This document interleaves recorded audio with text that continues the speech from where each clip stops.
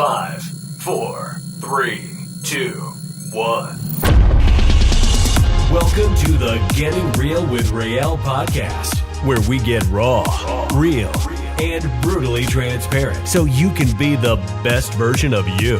Make sure you subscribe so you never miss an episode.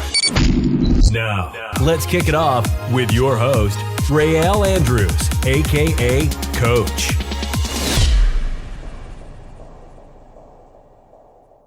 5, 4, 3, 2, 1, boom. What's up, champions? 5, 4, 3, 2, 1, what the? Coach Réal here with my buddy Maurice, keeping it real with Réal, where we get raw, authentic, brutally honest so that you can be the best version of yourself. And I'm excited, obviously, about my guest today. You know, you all know how I feel about Maurice. If you don't know who he is, I'm not even going to, you must be living under a rock somewhere. But you know, I was wanting to get together with you today, Maurice, because, you know, we both have similar challenges. And this is that time of year when, for whatever reason, I don't know if it's the weather change, the temperature change, the holiday season or whatever, you know, it brings out the worst in a lot of our champions that are challenged with the same thing. So I thought we'd come in here and start. Why don't we start? What was the worst holiday you've had that you were affected by your, you know, challenges with depression? Well, with me, I don't remember one in particular because I've been through so many of them, but it's usually depression when it's the holidays, whether it has to do with, you know, not working because you get time off, or it's cold, the weather changes. And I had a state of mind last week where I talked about when I was little, I used to get presents and I always was upset because I didn't get what I wanted, but I did get what I wanted, but I wanted more. That's funny, right? Yeah, it's ridiculous. But if you don't fix that, I still, not now maybe, but for a long time, I still felt that during the holidays when I get a present, I would just be like, and that's not a good way to be. You know what I mean? So that's like you're like a spoiled little kid or something. Yeah. Even at 57. But it is a tough period. It's, you know, look, especially now with the pandemic, it's going to get worse, man. So no, I agree. I mean, it is getting worse. It's insane. Suicide is up over 200%. So let's talk about, like, you know, because I know for myself. So what tips or tricks, as you like to call them, do you use to help to pull yourself out of? And by the way, before we move on, if anybody's listening to this podcast or watching it, you know, if you're in a really, really dark place right now, please call 911, get some professional help, you know, and then you can come back and listen to us. So, but in your, because I want to get raw and real here, because I know with me, you know, when it gets sometimes like that, there's certain tools and tips, and not tips, but tricks I play on myself, for lack of better words. What are some of the things you do to pull yourself out of, you know, those dark places? Well, look, first of all, the best tip is not to get there. Mm-hmm. Because you can stop it before it comes. Yes, exactly. That's what I'm talking about. Right. And with that means listen to your gut. If you're not sleeping, go, you know, think about why you're not sleeping, because those are the beginning of something bad to happen. Or if, you know, with me, with depression especially, well, even anxiety, it always starts with somebody maybe hurting my feelings, and me denying that, how bad that hurt. And then I stay in that, and then I get the anxiety, then I get the depression. So it's nice to know your triggers, what triggers it, and get help or talk to somebody. So you don't, I always talk about the gears, right? uh, fifth gear is bad. Fourth gear is not as bad, then all the way down to first. You want to be in first and second gear. If you start feeling like you're going to third, if you're in fourth, now I was just in fifth, as you know, Réal. You were in like eighth gear. Yeah, maybe. Yeah, I it was never thought of bad. that. Yeah. But you don't want to go there, because the only way, this is my opinion, other people can say different. When you're in fifth, the only help you can get is professional help. And I started taking Lexapro, and that literally saved me. So, but with depression, with anything else, you still got to work out. You still got to meditate, yoga, all that stuff that's going to help you stay in the moment and not get caught up in your thoughts. And Maurice, as I'm listening to you, one of the things I think about, so the question I'd have for you is, because yes, like you say, don't let yourself get there. And you're actually really great at letting yourself not get there. Like you say, your triggers, you can see it's coming. Most of the time, yeah. Most of the time. So Yeah. my question for you would be, was there something going on in this last time where you had a really really dark time? Because there was that transition where you must have say, oh, I don't like where I'm going. I see this coming. You started to recognize things, but for some reason you let it go too far past the point. Was that, do you remember that consciously happening, or? That's a great question. It was like, I'll tell you exactly how I know it happened, but it was like when you can't stop the punch from Mike Tyson, you can't stop. You're trying to move your head, and most of the time you can stop. Then boom, that's what happened. Because there was right when the pandemic started, something happened with my mom and dad. So, work stopped.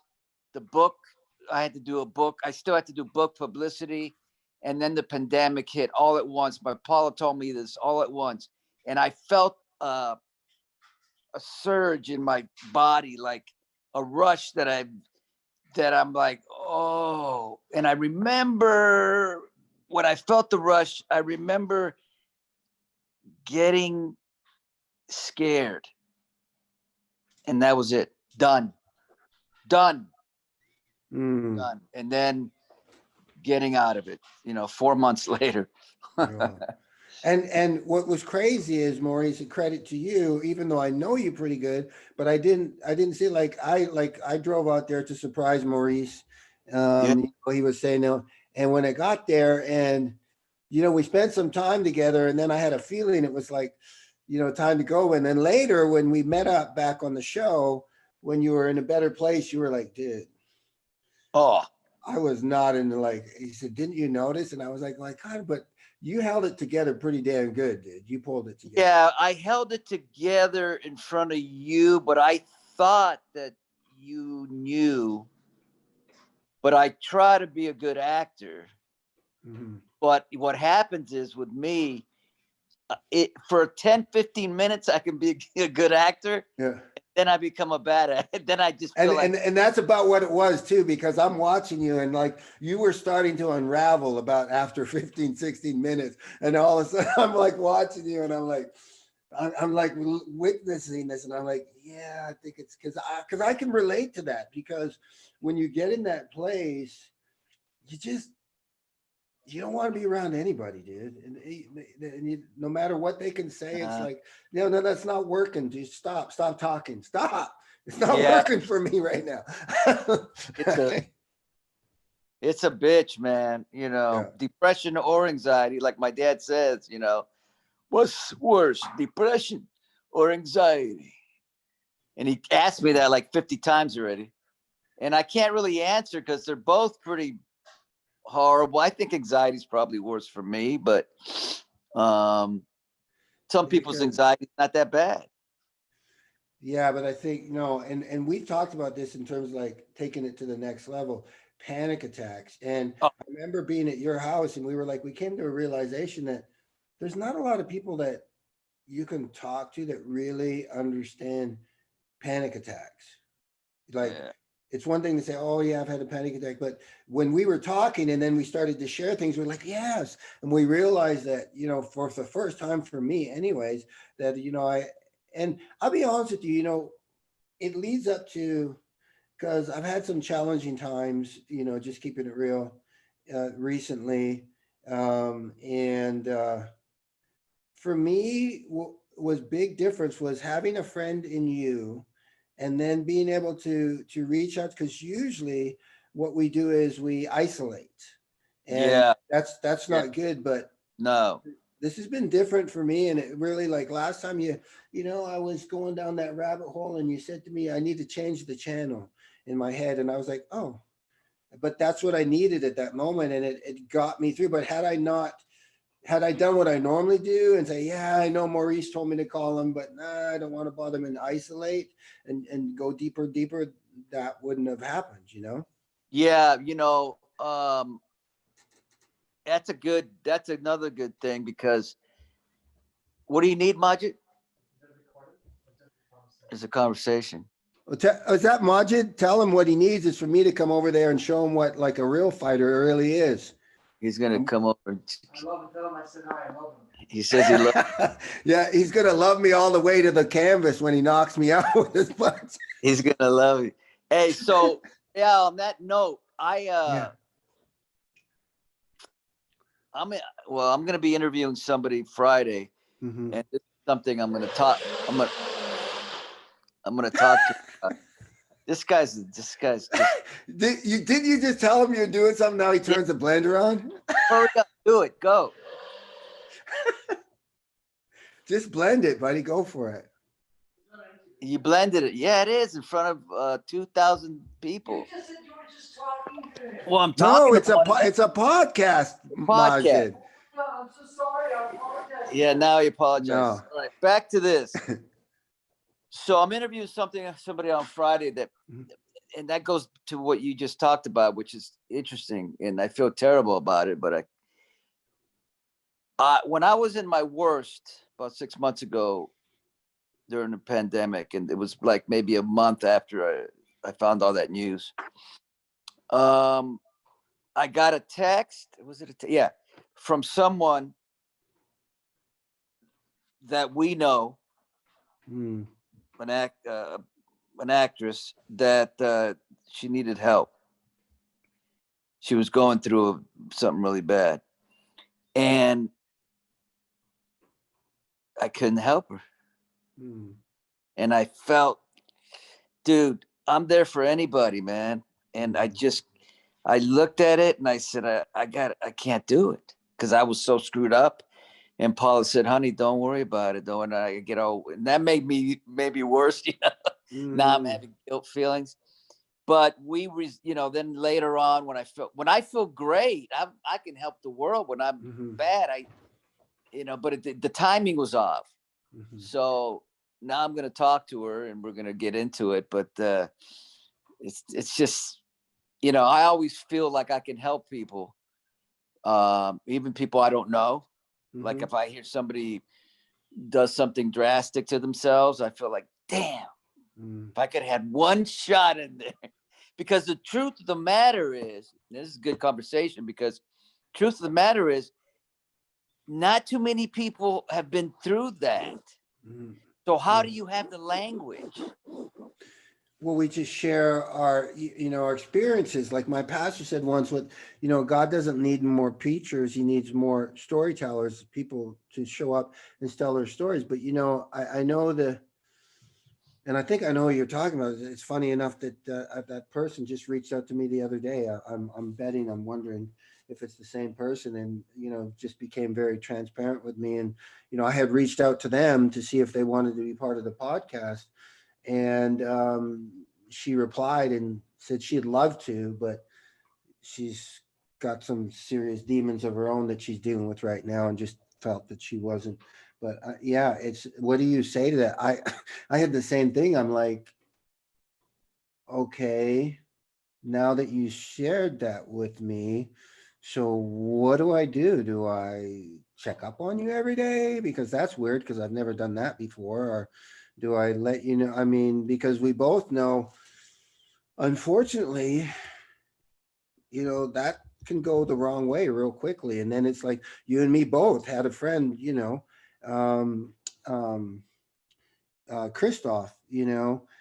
and I saw him like 3 weeks prior to that. We were at some barbecue picnic and Oh, oh my God. And just talking to the guy and no idea. And I have those thoughts like you is like, cause I hadn't come out yet at this uh, point, like you had to 11. And man, to this day, I think had I come out earlier or had I been more outspoken like you have, yeah, maybe he would have been able to say, hey, I saw that post you did. Can I talk to you for a second? yeah. Because I'm having those, and it just eats you alive, dude.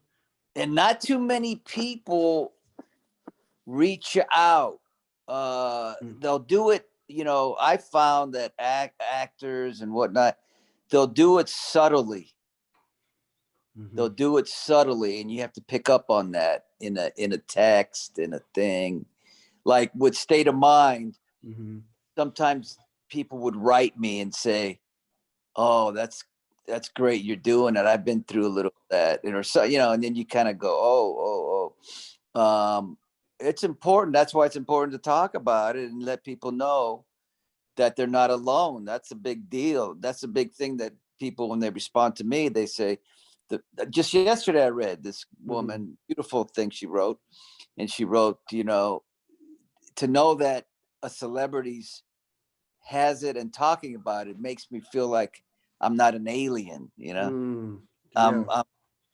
I'm and it's funny because a while ago when I was doing State of Mind, I was like getting a lot of responses, and it was like, well, okay. But one lady hit me when she said, the fact that you do this, I feel like I'm not alone. And Mhm, I thought, oh, that's it.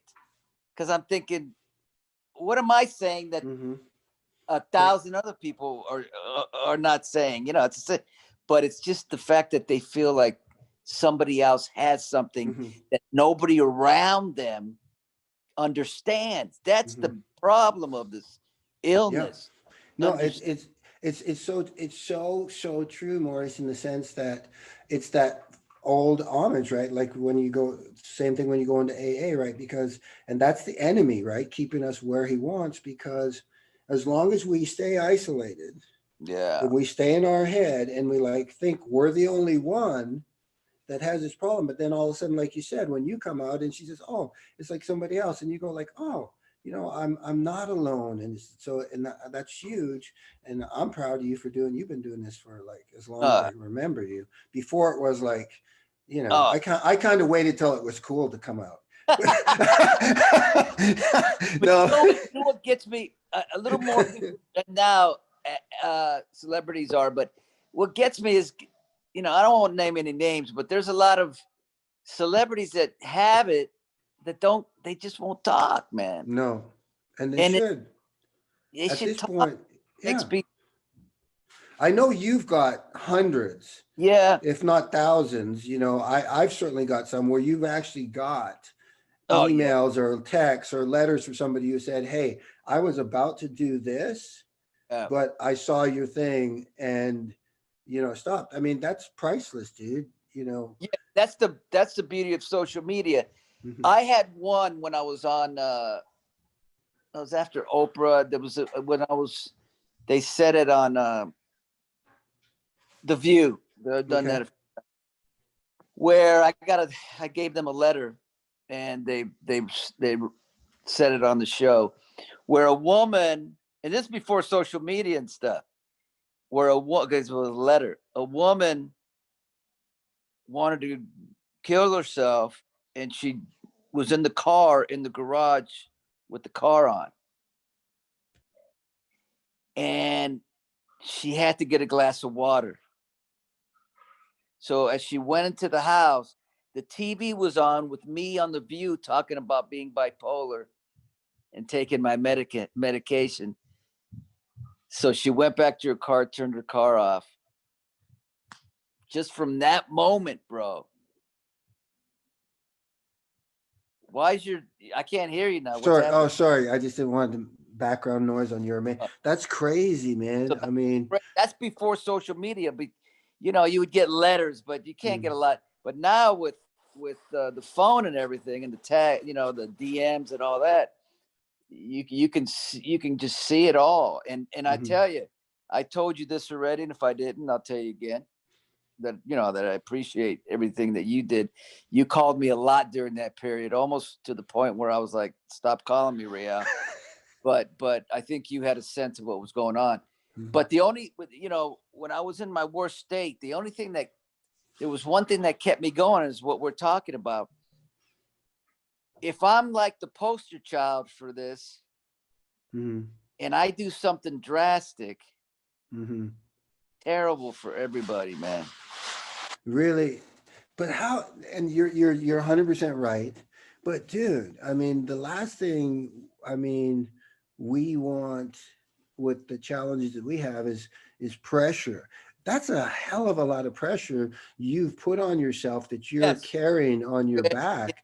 Very, How does that work? Very, yeah, because it's funny, because that's what I've been feeling lately. But it's, yeah, I do put that pressure on myself, but you know, it's, for me, I feel like God gave me a purpose. And that saying of God doesn't give you anything that you can't, what is it? That you can't handle. Right. I haven't felt a lot of pressure lately. I feel like, I think we're talking about triggers and whatnot. Everything that I do now is a lot more relaxed. I'm a lot more relaxed. So even I got a great story on GH right now, and it's intense. I mean, it's pretty, you know, it takes a lot out of me, but I'm in a different place now. I think after this last anxiety, God gave me even more strength. Yeah. Because I didn't think I was going to get over that hump, but I did. So now, I mean, we'll talk more in a couple of years. Well, no, I think, and it's so funny. You totally, like, we were totally in the same vibe, because that was kind of where I was going to go next. And because we talked about this the other day for both of us. And as I'm listening to you talk about it, it comes, I'm seeing it's pretty obvious why. It comes right down to gratitude, because as we conquer these different challenges on our life, we become more and more grateful. And we were talking about back in the day, because I did an interview for Soap Opera Digest, and they asked me a question, you know, about did I used to get bothered that I didn't have a lot of dialogue or story back in the day, you know?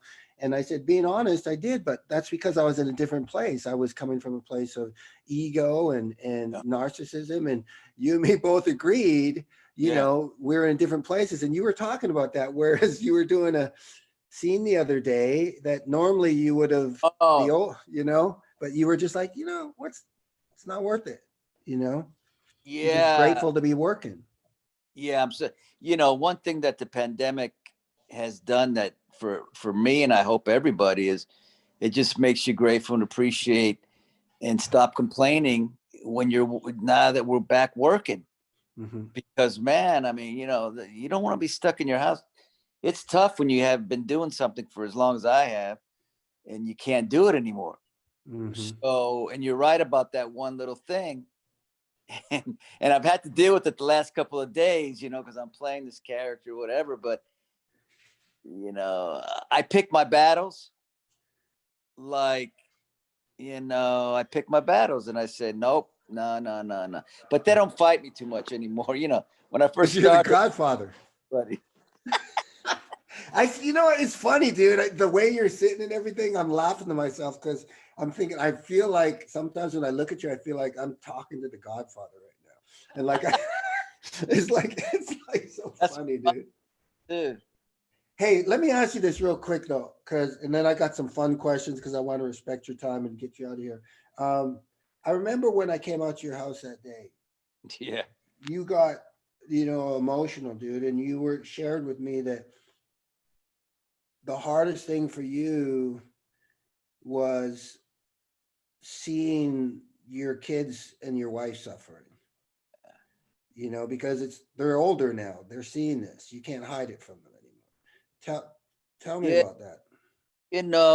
first of all, they've never really seen it like this, especially. So, but with the pandemic, there's nowhere to run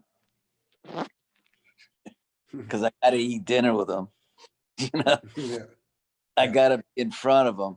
And the problem was in the past, it was more mental. This one was physical. So I walk different. I talk different. I don't think in front of Paula though, I was shaking. I've never had that.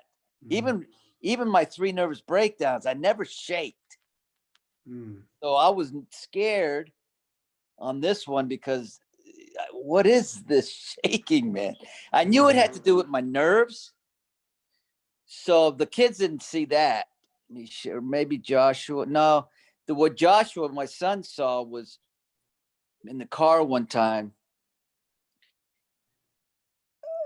I just started crying like a baby, and he goes, and I didn't look at him, but I felt he was shocked because he tried to say he wasn't, then he admitted he was. I said, I know what's up, Joshua. But I felt by not looking at him that it shocked him because it was very quiet when I was crying.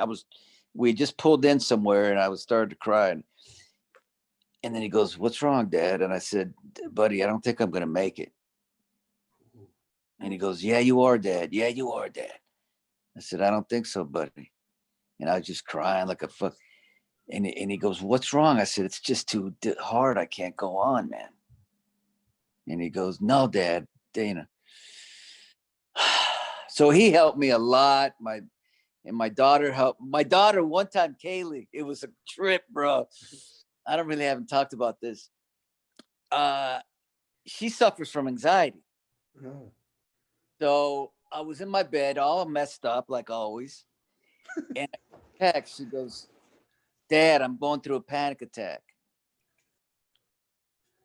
And I'm like, how the hell am I gonna help? Yeah, you're like, oh my God, you don't know what I'm going through over here. Yeah.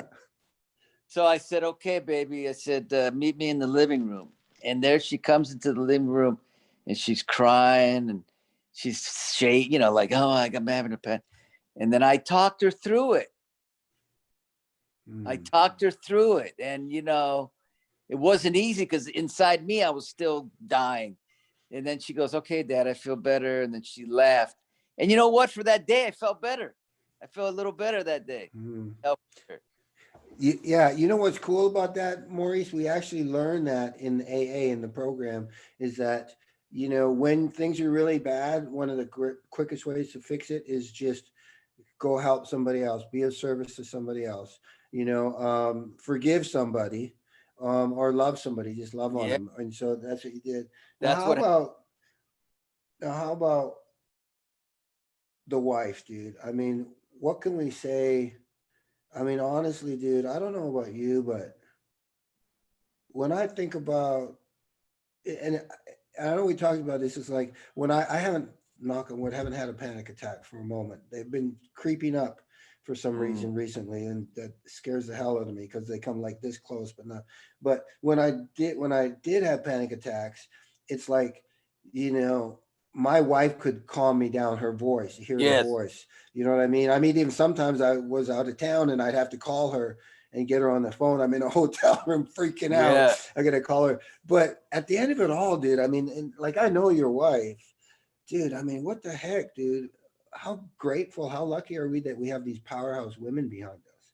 Yeah, there's nothing, it's funny because this time 6 months ago, whatever it was the first time. Paula would never admit it, but I'm not, me, I'm very perceptive and I tell you the truth. It's the first time that I felt like she was, I didn't know if she could keep doing it, helping me during this period. It was 4 months of hell. Mm. And by the third month, I would go in the room crying, and I'd see her, and it was like almost a lot, but she just sticks it out, Mhm. man. And I Yeah. felt that I was a burden, even though I wasn't, even though she maybe was tired herself, but I felt like I was a burden, which made it worse, because I was like, Mhm. maybe it's a good thing that if, I'm not here, that they could take, she can, whatever. It's a Mhm. trip, man. It's a Well, trip. that will never be a good thing, No. So, but I do know, because I've known you a while, and I know, and I just, because I want people to understand that could be listening to this, because that I want them to come away with hope, because so I'm just Yes. going to explain a little bit, because Maurice is just so strong, and so almost the way he talks about it. Let me tell you something, dude. He was in a really dark place. It was because Paula has never ever reached out to me. And No. I haven't shared this with you. She reached out to me, Maurice, and she was Yeah. like, she reached out to me a couple times, and she was like, yeah, it's not good, dude. No. He's not doing well, No. dude. And so I'm proud of you for But fighting through that.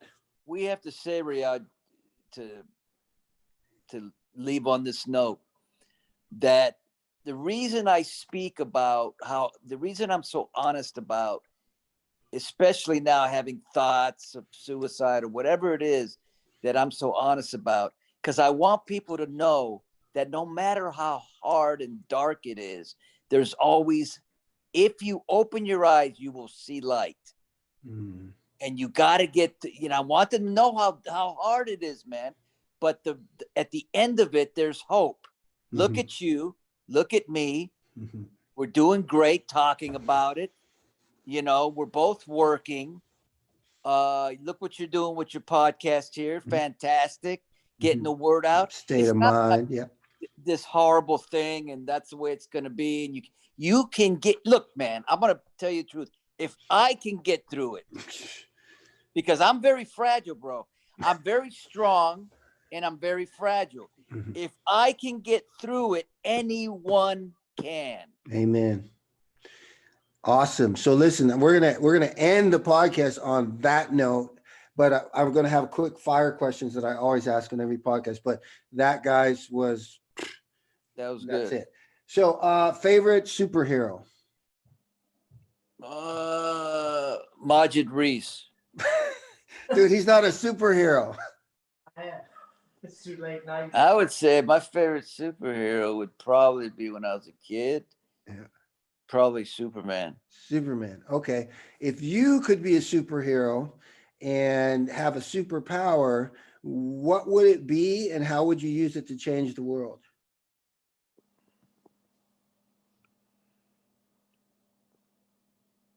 I would, if I had the superpower, for me, I can't tell you what that superpower would be, but it would be to help all the homeless people and people all over the world to not suffer from hunger and things like that. Whatever that superpower would be, I can't tell you what it is, but that's what it would be for. That's awesome, dude. We drive around now. It's crazy. Okay. Your biggest mentor in your life? Well, that's my dad. Okay. Awesome. I mean, okay. And your favorite book to read or to listen to? oh, for sure. Nothing general about it. The best book ever written. Yes, excellent.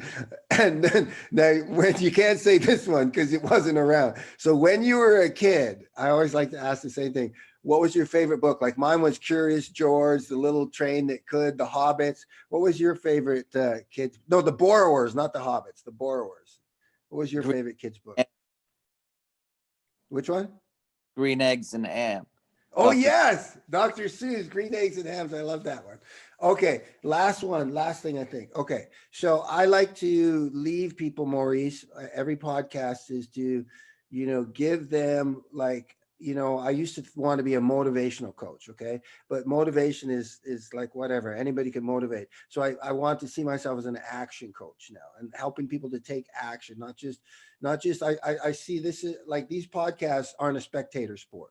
They're an action sport. We want you to take. So if you were to tell the people that are listening right now, one action step that if they actually just shut off this podcast right now and do what you tell them, start putting it into action, their life will change. It'll start to go down the path of going in a better direction. What would that one action step be? Stop thinking. Boom. There it is. All right, champions. So listen, once again, Coach Réal here, getting real with Réal. You can find Maurice at Maurice Benard. And guys, great Christmas present. He's probably kill me because he has too many. Anyway, get a cameo with Maurice. Powerful. You can get him on Cameo. And where else we got to tell him? Nothing General About It on Amazon, and a great Christmas present, right? Which State of Mind? Yep, State of Mind on YouTube now. He's taking it to a whole nother level. Make sure you subscribe to his YouTube channel so you don't miss any episodes, guys. Make sure you subscribe to my podcast, Keeping It Real with Réal. Leave comments, likes, and shares on both of us. We really appreciate that. So with that said, guys, make the rest of the day the best of the day. I'll believe in you, so you believe in yourself. God bless. Boom. Thank you for listening. We hope our podcast helps you in your journey to walk in your power and create generational wealth. If you liked the show, please don't forget to like, comment, share, subscribe, and leave a rating. Follow us on Instagram and Twitter at Réal Andrews. Looking for more tips, tools, and nuggets to help you on your journey? Stop by our website, www.realandrews.com. Until next time, remember, take action. You matter. You are important, and you can do whatever you want to do.